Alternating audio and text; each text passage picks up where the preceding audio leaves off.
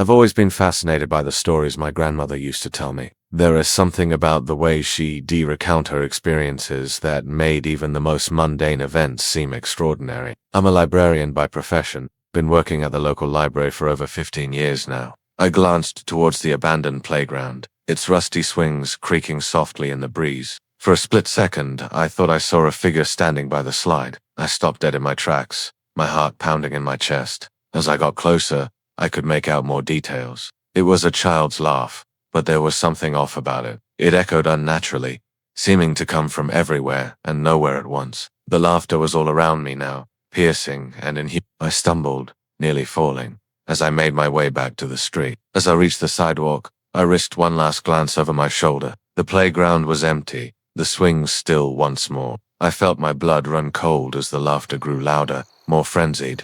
I fumbled with my keys, my hands shaking so badly I could barely get the door open. Once inside, I slammed the door shut and leaned against it, trying to catch my breath. As my fingers brushed against its cold surface, a chill ran through my entire body. The crash echoed through the quiet library, drawing concerned looks from the few remaining patrons. I mumbled an apology and quickly gathered up the fallen books, my mind reeling from what had just happened. Suddenly, the lights in the library flickered, plunging the room into momentary darkness. The case had eventually gone cold, but rumors persisted that her ghost still haunted the area. Some claimed to have seen a small figure in the playground at night. Others reported hearing unexplained laughter. I kept expecting to see that ghostly figure standing at the foot of my bed, or to hear that chilling laughter coming from the shadows. Whiskers, who had been curled up at my feet, suddenly hissed and darted under the bed. The small figure from the park was standing by the window, its back to me, the girl's mouth open, and I braced myself for that terrible laughter. But instead, she spoke, her voice a faint whisper that seemed to come from everywhere at once. I collapsed to the floor, my legs giving out beneath me. Whiskers cautiously emerged from under the bed, pressing himself against my side as if sensing my distress. Slowly, it turned, and I found myself face to face with the ghost of a little girl. Her eyes were hollow, her skin pale and translucent in the moonlight. But as I watched the sun rise, casting long shadows across my living room floor, I knew one thing for certain.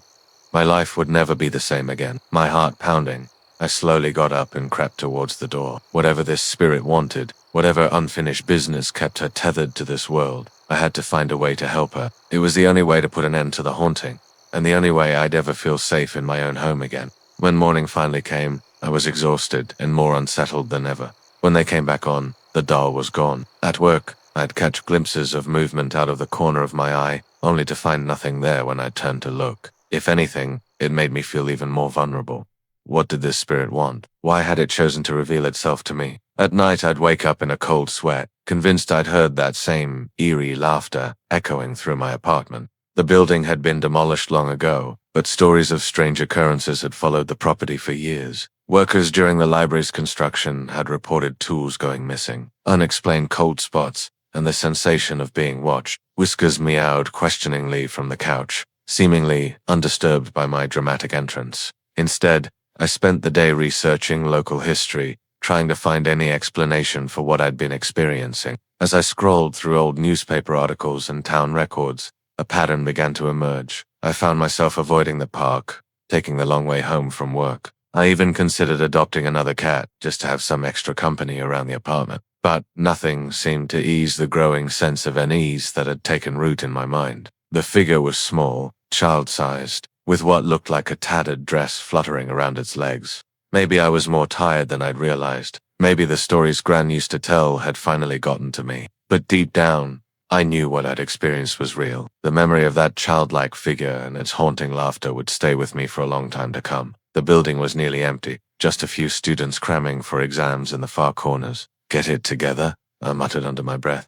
"You're just imagining things." But as I turned back to the shelves, I froze. There, tucked between two picture books, was a small, tattered doll. Its porcelain face was cracked, and its dress was the same faded pattern I'd seen on the figure in the park. As I was reshelving books in the children's section, I heard a soft giggle behind me. I spun around, my heart in my throat, but the aisle was empty. Its face was hidden in shadow, but I could feel its gaze fixed on me. There was no reason anyone should be there at this hour. I live alone in a small apartment on the outskirts of town, just me and my cat Whisk. The place is cozy, but sometimes I miss the warmth of my childhood home where I spent countless hours listening to Gran Este. One evening, after a particularly long shift at the library, I decided to take a walk through the nearby park. The streets were quiet, and Whiskers had opted to stay curled up on the couch. I've walked this path hundreds of times, but tonight felt different. The figure seemed to flicker in and out of existence, like a faulty light bulb. I rubbed my eyes, convinced I was seeing things, but when I looked again, it was still there. My mind raced, trying to make sense of what I was seeing. Was it a trick of the light? A homeless person seeking shelter?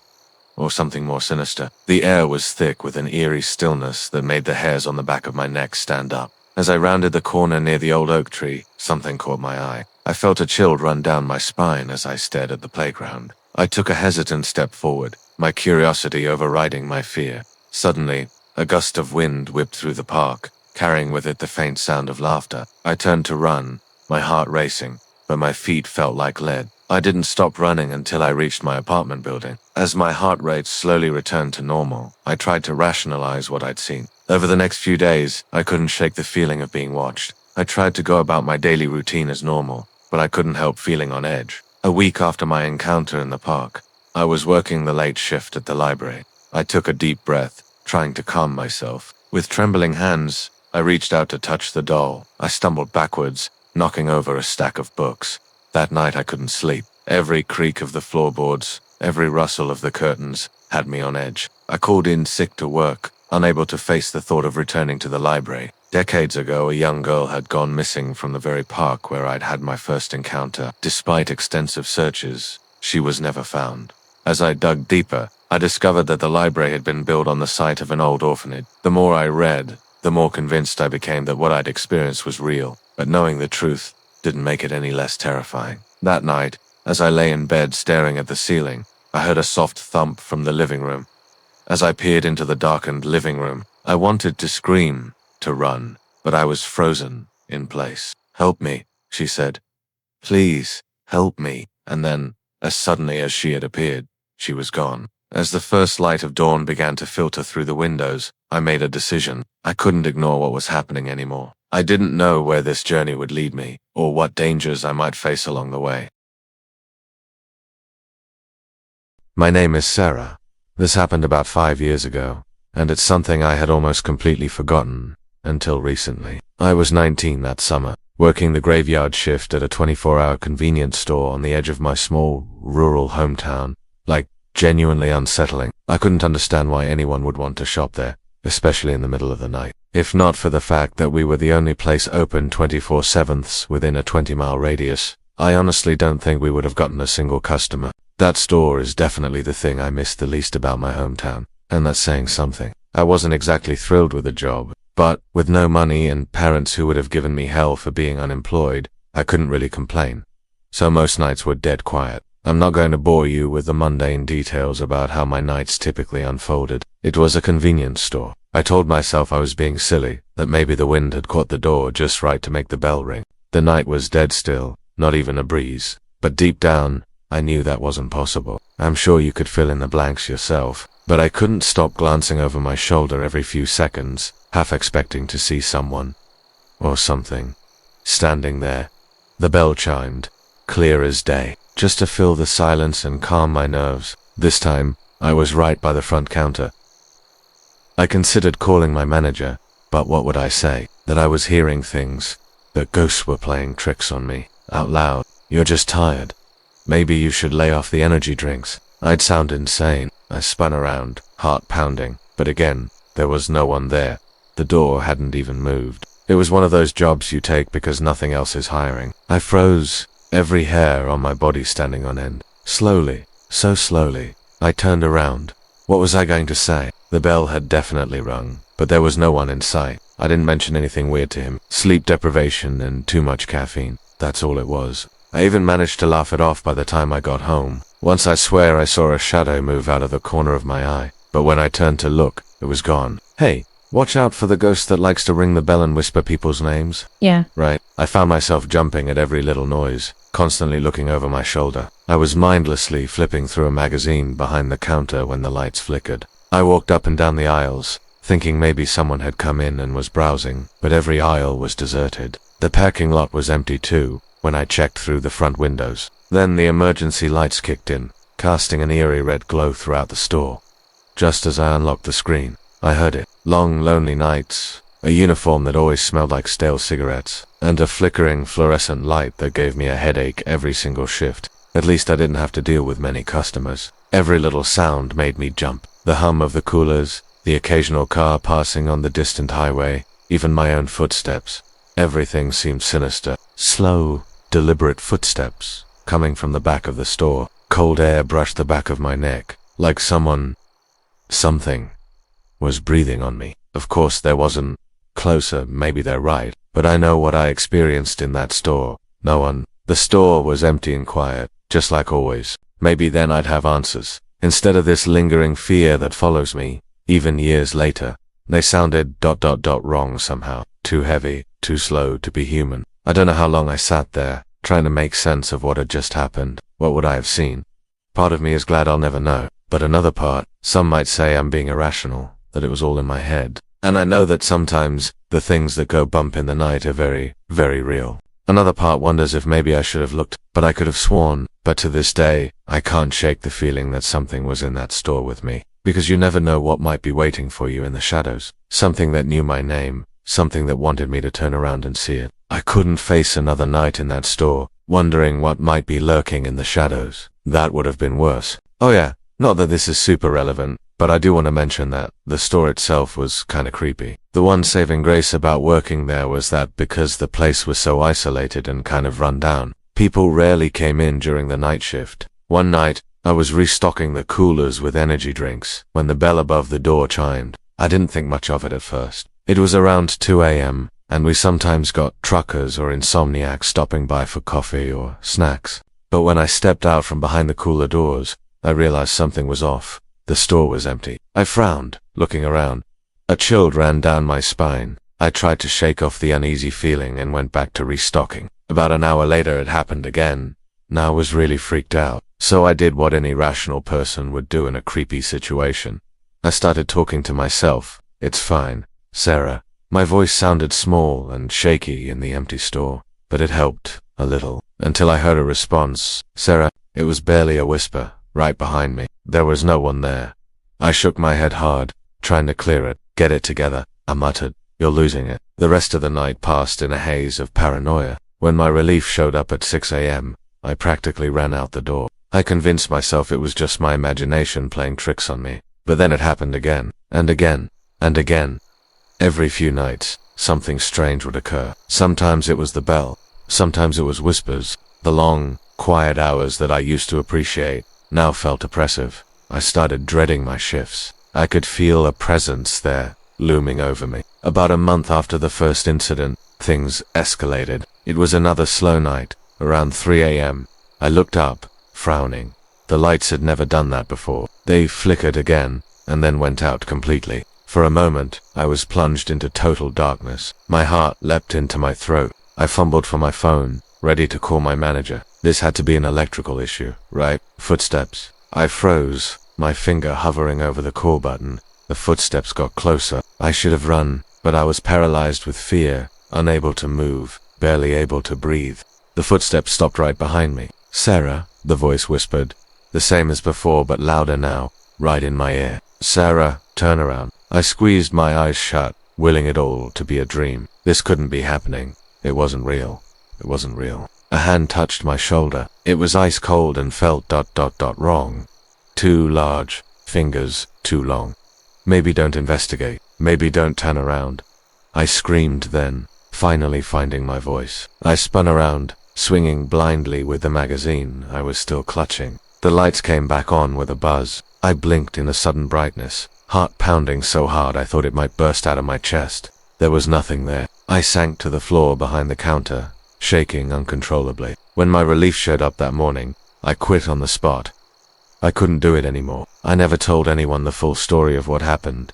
Who would believe me? I can't, and I avoid convenience stores if I can help it, especially at night. Sometimes, late at night, when I can't sleep, I wonder what would have happened if I had turned around that night. I don't work night shifts anymore. So if you ever find yourself working a lonely night shift, and you hear something strange,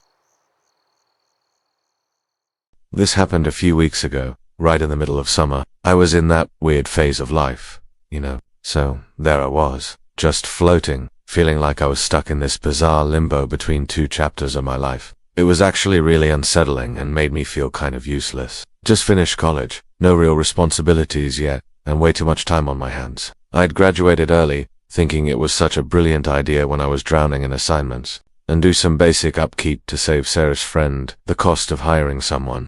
It wasn't exactly in the heart of Millbrook, but it wasn't too far from the town center either. Lots of floral patterns and doilies. Definitely the home of someone's grandma. I did a quick walk through, making mental notes of what needed to be done. Something in me didn't want to go down there, but I pushed that feeling aside. I was here to check the whole house, and that included the basement. So, I took a deep breath and flipped the switch. Some dusting, maybe run the vacuum, water the plants. Nothing too strenuous. It was nestled in this quiet cul-de-sac, surrounded by other similar-looking houses with well-manicured lawns. That's when I noticed something odd in the far corner. Part of me wanted to run, to get out of that house, and never look back. It sounded like footsteps, slow and deliberate, moving across the floor above me. I froze, hardly daring to breathe.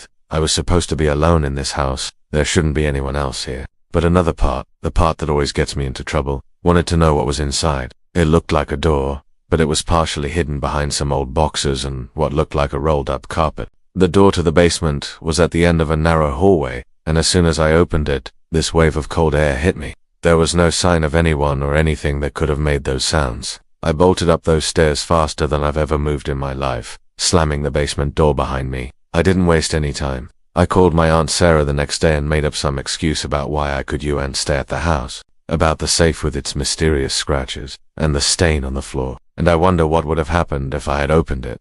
How could I? It sounded crazy even to me. Some questions I've learned are better left unanswered. I never told her what really happened. Then, I heard it. The slow, creaking sound of the basement door opening.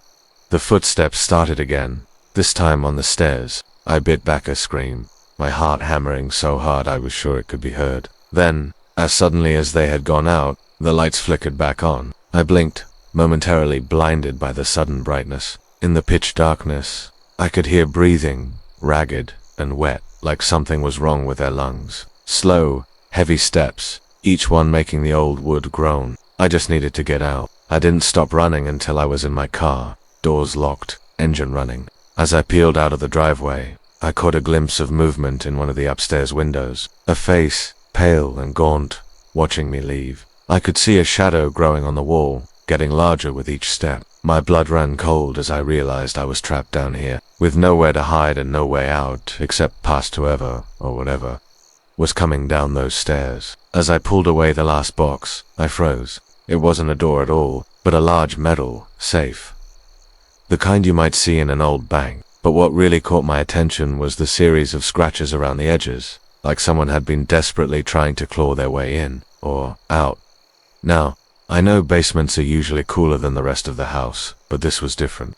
The scratches were deep, gouging into the metal, and there, at the base of the safe, was a dark stain on the concrete. I didn't want to think about what it might be. It felt unnatural, like opening the door to a walk-in freezer. Oh, and I should probably mention that I'm from New York. And Millbrook is this tiny speck on the map in upstate New York. The drive wasn't too bad, just about 3 hours north. But as I descended the stairs, that uneasy feeling grew stronger. The air down here was thick, almost oppressive, and there was this faint smell I couldn't quite place. It was sort of metallic, like old pennies. But now that I actually had all this free time, I had no clue what to do with myself. My job wasn't starting until September, and most of my friends were either still finishing up their degrees or had already moved away for work. I'm the type of person who always needs to be doing something productive, so just sitting around for days on end, watching time slip away, was driving me crazy. The sun was just starting to dip, casting long shadows across the street. That's probably why I jumped at the chance when my Aunt Sarah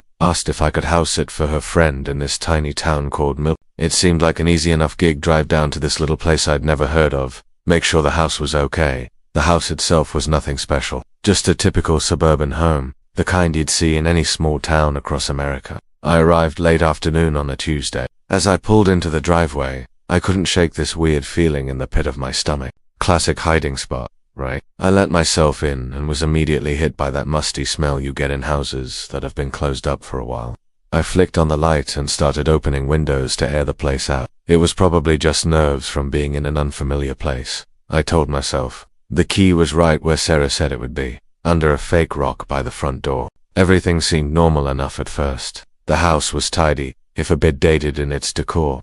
It wasn't until I got to the basement that things started to feel. I hesitated at the top of the stairs, my hand hovering over the light switch. The lights flickered to life, revealing a typical unfinished basement. Concrete floors, exposed beams, the usual stuff. I did a quick scan of the room, looking for any obvious signs of damage or leaks. Curiosity got the better of me, and I started moving things aside to get a better look. My heart was pounding in my chest as I stepped closer. I don't know how long I stood there, staring at that safe.